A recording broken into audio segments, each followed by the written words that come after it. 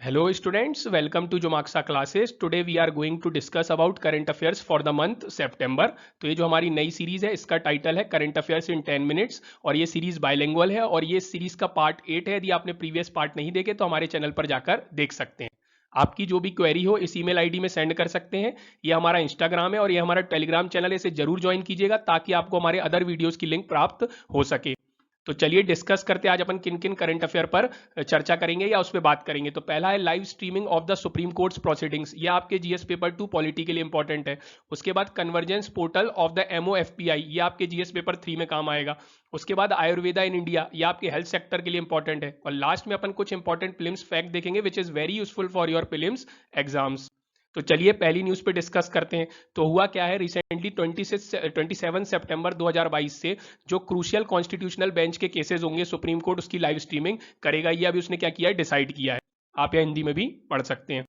अब देखिए बैकग्राउंड देखते हैं कि कैसे लाइव स्ट्रीम का कॉन्सेप्ट इवॉल्व हुआ या कैसे आगे बढ़ा। तो देखिए 2021 में सुप्रीम कोर्ट की ई कमेटी थी, उसने पहली बार गाइडलाइंस के साथ रूल्स के साथ आई थी कि कैसे लाइव स्ट्रीमिंग की जाएगी सुप्रीम कोर्ट की रिकॉर्डिंग की। फिर उसके पहले देखेंगे 2018 में एक केस हुआ था Swapnil Tripathi versus supreme court. इसमें सुप्रीम कोर्ट ने डिक्लेयर किया था कि लाइव टेलीकास्ट किया जाएगा कोर्ट प्रोसीडिंग का। और इसके पीछे लॉजिक ये दिया था कि जो अपना आर्टिकल 21 है ना, वो प्रोवाइड करता है आपको right to access to justice, है ना, right to access justice article 21 provide करता है, इसलिए लाइव स्ट्रीमिंग की जाएगी। उसके बाद देखेंगे तो गुजरात हाई कोर्ट पहला था जिसने लाइव स्ट्रीमिंग शुरू की थी। उसके बाद कर्नाटका था और अभी इतने सारे जो स्टेट हैं वो लाइव स्ट्रीमिंग कर रहे हैं। आप यहाँ इनको रीड कर सकते हैं या हिंदी में भी देख सकते हैं। अब देखिए इसके क्या बेनिफिट्स होंगे, आपसे मेंस में पूछा जा सकता है what are the benefits and challenges and issues regarding live streaming of supreme court proceedings. तो देखिए बेनिफिट्स क्या होंगे, बेनिफिट्स तो सबसे पहले ये होगा ट्रांसपेरेंसी बढ़ेगी, अकाउंटेबिलिटी बढ़ेगी। दूसरा जो लिटिगेंट्स होते थे वो अपने जैसे फॉर एग्जांपल जो वकील है, एडवोकेट है, लॉयर है, जिनके लिए केस लड़ रहे हैं वो अपना क्या है, उनके जो लॉयर है वो क्या प्रेजेंटेशन और क्या चीजें दलील रख रहे हैं वो देख सकेंगे।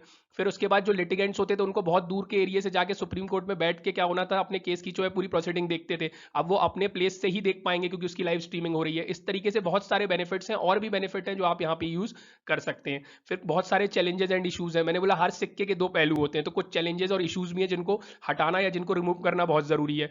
पहला चैलेंजेस और इशू है high data security and privacy needed, की डेटा लीक ना हो जाए, कहीं उसका कोई नेगेटिव इंपैक्ट ना हो जाए। फिर इसी तरीके से आपको इंफ्रास्ट्रक्चर लगेगा, हाई स्पीड इंटरनेट कनेक्टिविटी लगेगी। आज भी भारत के बहुत सारे देशों में क्या है, हाई स्पीड इंटरनेट कनेक्टिविटी नहीं है और यही कहीं ना कहीं डिजिटल डिवाइड को क्या करता है, बढ़ावा देता है। तो यहाँ आप इसको रीड कर सकते हैं। और भी चैलेंजेस है, जैसे आप देखेंगे जो रेप केसेस हैं, जो मैरिटल मामले, उन सब के लिए क्या होगा, उनको यदि उनकी यदि लाइव स्ट्रीमिंग होगी तो उसका कोई नेगेटिव इंपैक्ट ना हो। बहुत सारी चीजें, प्राइवेसी, सबको ध्यान रखना होगा। और आखिरी में आपको कंक्लूजन देना और कंक्लूजन में आपको ये लिखना है कि जो आने वाला समय है, जो फ्यूचर है वो किसका है, टेक्नोलॉजी का है। तो लाइव स्ट्रीमिंग बहुत जरूरी है, लेकिन उसके जो चैलेंजेस है उसको रिमूव करके ही अपन लाइव स्ट्रीमिंग की तरफ आगे बढ़ सकते हैं।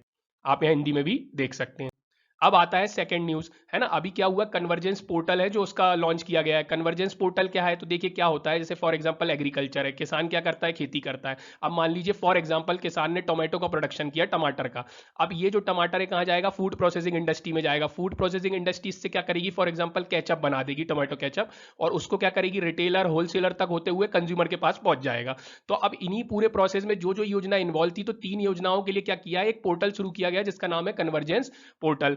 तो देखिए एग्रीकल्चर इंफ्रास्ट्रक्चर फंड, और दूसरी योजना है प्रधानमंत्री formalisation of micro food processing enterprises scheme, और तीसरी है प्रधानमंत्री किसान संपदा योजना। तो इनको कन्वर्ज करके एक पोर्टल चालू किया है, कन्वर्जेंस पोर्टल। मतलब इन योजनाओं में जो जो आपको क्या होता था, क्लियरेंस लेना पड़ता था, या जो भी इसके इसमें प्रोसेस आपको फॉलो करनी पड़ती थी, उस पूरी प्रोसेस को मिला के एक पोर्टल में कर दिया और आप आसानी से आप उसको एक्सेस कर सकते हैं। और एक स्टैंडर्ड ऑपरेटिंग प्रोसीजर भी इशू किया है कि स्टैंडर्ड ऑपरेटिंग प्रोसीजर क्या होता है, कि स्टेप बाय स्टेप गाइडलाइन की है कि अपन को क्या है, इस प्रोसेस को डेली फॉलो करना है, जो भी इनके कर्मचारी हैं जो इस प्रोसेस में इन्वॉल्व है, और अपने को मैक्सिमम बेनिफिट देना है जो इस बेनिफिशियरी है जो इन योजनाओं के अंदर, उनका ज्यादा से ज्यादा फायदा करना है।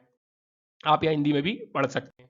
अब देखिए अब पहली योजना पे बात करते हैं। जो पहली योजना इन्वॉल्व है, प्रधानमंत्री micro food industry upgradation scheme. तो ये 2020 में लॉन्च हुई थी। किसने किया था, तो आप यहाँ रीड कर सकते हैं, ministry of food processing industry ने, है ना। और किसके अंतर्गत किया था, तो आत्मनिर्भर भारत कैंपेन के अंदर किया था। और क्यों किया था, इनहेंस करना था competitiveness of individual micro enterprise. क्या होता है, प्रतिस्पर्धा, कॉम्पिटिटिवनेस बढ़ाने से क्या होता है, प्रोडक्ट की क्वालिटी भी बढ़ती है और इनको क्या होता है, बहुत ज्यादा बेनिफिट भी होता है, कंज्यूमर को भी और प्रोडक्शन करने वाले को भी, है ना। और ये योजना 2020 से 25 के लिए थी और ये सेंट्रली स्पॉन्सर्ड स्कीम थी। की। सेंट्रली स्पॉन्सर, दो टाइप की स्कीम होती है, सेंट्रली स्पॉन्सर्ड स्कीम और एक होती है central sector scheme. Central sector scheme में 100% फंडिंग किसकी होती है? भारत सरकार की होती है, सेंट्रल गवर्नमेंट की होती है, और वो अधिकतर सेंट्रल गवर्नमेंट के जो विषय होते हैं उन्हीं पे बनाई जाती है, और उसका एग्जीक्यूट कौन करती है? सेंट्रल गवर्नमेंट की मशीनरी ही करती है। लेकिन ये सेंट्रली स्पॉन्सर्ड स्कीम है, इसमें स्टेट और सेंट्रल गवर्नमेंट के बीच में कहीं ना कहीं जो फाइनेंशियल होता है उसका डिवीजन होता है किसी ना किसी रेशियो में, है ना। तो आप यहाँ पे रीड कर सकते हैं, आप हिंदी में भी देख सकते हैं।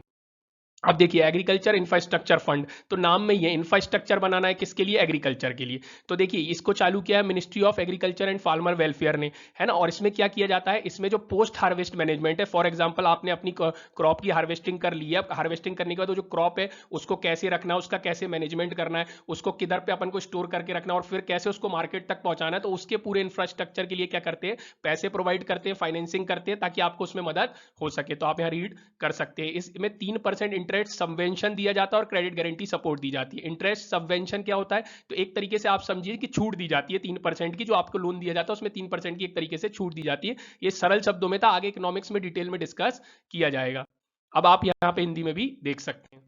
अब देखिए प्रधानमंत्री कृषि संपदा योजना, ये तीसरी योजना है, जो 3 चीजें इन्वॉल्व थी, ये तीसरी वाली है। इसमें क्या है? ये भी सेंट्रल सेक्टर स्कीम है, देख लीजिए। वो सेंट्रली स्पॉन्सर्ड स्कीम थी, ये सेंट्रल सेक्टर स्कीम है, और ये किसकी है? Ministry of food processing industries की है। इसमें क्या है? कॉम्प्रिहेंसिव पैकेज दिया जाता है, वही इंफ्रास्ट्रक्चर को मॉडर्नाइज करने का, सप्लाई चेन मैनेजमेंट को अच्छा करने का। और सप्लाई चेन मैनेजमेंट जैसे मैंने आपको बताया, किसान के खेत से यदि प्रोडक्शन हुआ तो अब वो प्रोडक्शन होकर क्या है, उसको जहां बेचना है वहां तक पहुंच जाएगी, उसके बाद वो होलसेलर तक और फिर रिटेल आउटलेट के माध्यम से कंज्यूमर तक पहुंच जाएगी। तो इस पूरी प्रोसेस में जो चीजें इन्वॉल्व होगी उसके लिए कहीं ना कहीं मदद की जाती है। तो आप यहां रीड कर सकते हैं या हिंदी में भी। अब आपसे क्वेश्चन पूछा जा सकता है कि जो कन्वर्जेंस पोर्टल है वो किस मिनिस्ट्री ने शुरू किया है, तो ये प्रीलिम्स में पूछा जा सकता है। आपसे मेंस में ये पूछा जा सकता है कन्वर्जेंस पोर्टल के क्या बेनिफिट्स हैं, क्या चैलेंजेस, और कौन कौन सी मिनिस्ट्री इसमें इन्वॉल्व है। और आपसे प्रीलिम्स में और भी क्वेश्चन पूछे जा सकते हैं इन योजना से रिलेटेड, कि कौन सी सेंट्रली स्पॉन्सर्ड है, कौन सी सेंट्रल सेक्टर स्कीम है, तो ये सब आपको ध्यान रखना है। अब आ जाते हैं आयुर्वेदा इन इंडिया, तीसरे करंट अफेयर पर डिस्कस करते हैं। तो देखिए क्या है, आयुर्वेदा अपने को करीब 3000 साल से और भी ज्यादा से अपनी ट्रेडिशनल मेडिसिन है इंडिया की, जो अपने को क्या है बहुत सारे लोगों को हेल्थ में मदद कर रही है। तो इसमें बहुत सारे चैलेंजेस आ रहे हैं, तो उन चैलेंजेस को कहीं ना कहीं रिमूव करने की जरूरत है। तो पहली बात तो उठती है कि आयुर्वेदा क्या है, तो आयु और वेदा शब्द से मिलकर बना है। आयु का मतलब होता है लाइफ और वेदा का मतलब होता है साइंस और नॉलेज, इसलिए आयुर्वेदा हो गया साइंस ऑफ लाइफ।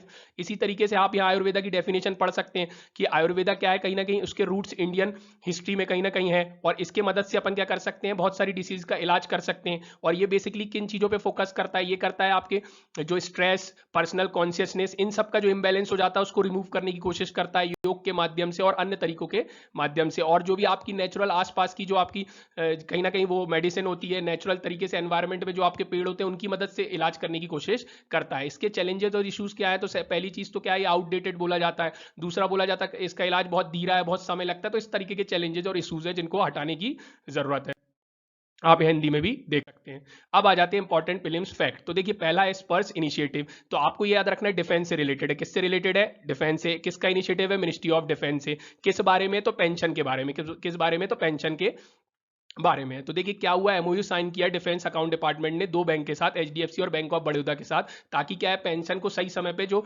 डिफेंस में जो लोग रिटायर्ड हो गए उनको पहुंचाया जा सके। तो आप रीड करिएगा, आपको समझ आएगा, या हिंदी में भी आप देख सकते हैं। अब आता है ग्रीन इवेंट्स टूल, तो ग्रीन गेट क्या है आपसे पूछा जाएगा। तो कहीं ना कहीं ये क्या है, जो नेगेटिव इंपैक्ट हो रहा था क्लाइमेट में उसको रिमूव करने की, उसको रिड्यूस करने की एक पहल है। तो किस किस ने चालू की है? यूनेप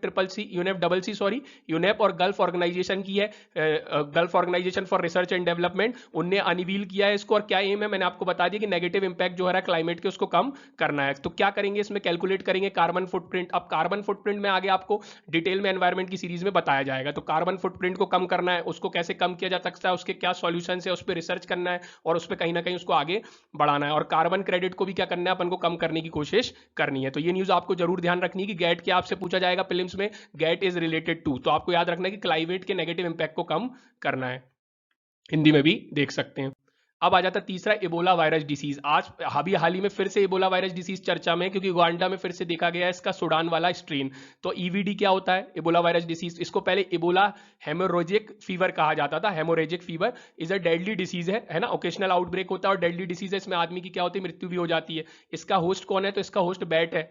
आप यहाँ रीड कर लीजिए किस फैमिली का है। फिर डायग्नोसिस इसका कैसे किया जाएगा, यदि इसका हो जाता है तो एलिसा और reverse transcriptase polymerase chain reaction, RTPCR, अभी कोरोना में भी चर्चा में था। होता, तो उसके माध्यम से इसका कहीं ना कहीं डायग्नोसिस किया जा सकता है।